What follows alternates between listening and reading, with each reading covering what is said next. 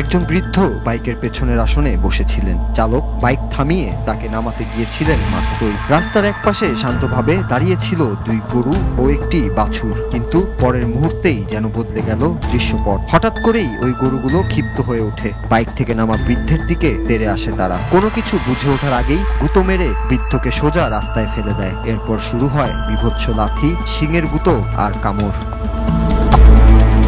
বৃদ্ধ রাস্তায় ছটফট করছিলেন, প্রাণ ভয়ে বাঁচার চেষ্টা করছিলেন, কিন্তু গরুরা থেমে থাকেনি। এক পর্যায়ে একটি গরু তার গায়ে উঠে বসে পড়ে। এমন পরিস্থিতি দেখে এক স্থানীয় মানুষ ছুটে আসেন তাকে সাহায্য করতে। এর মধ্যে এক ব্যক্তি লাঠি নিয়ে গরুগুলোকে থামানোর চেষ্টা করেন, কিন্তু তাকেও ছাড়েনি গরুগুলো। আক্রমণ করে তাকেও রাস্তায় ফেলে দেয়। পথচারীদের চোখের সামনেই এভাবেই দিনের আলোয় ঘটে যাচ্ছিল এক অভূতপূর্ব গরু তাণ্ডব।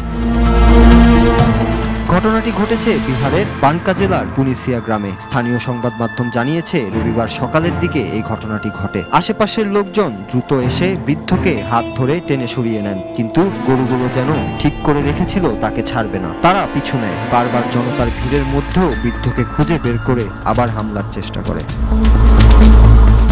এই পুরো ঘটনাটি এখন সোশ্যাল মিডিয়ায় ভাইরাল। অনেকেই বলছেন, সাধারণত শান্ত প্রকৃতির এই প্রাণীগুলোর আচরণ এতটা হিংস্র কিভাবে হলো। গরুদের এমন আচরণের কারণ হিসেবে কেউ কেউ বলছেন হয়তো কোনো আঘাতপ্রাপ্ত অভিজ্ঞতা অথবা গরুগুলোর মানসিক অবস্থা ঠিক ছিল না। তবে যাই হোক, এমন অপ্রত্যাশিত ঘটনার সাক্ষী হয়ে হতভম্ব স্থানীয় বাসিন্দারাও।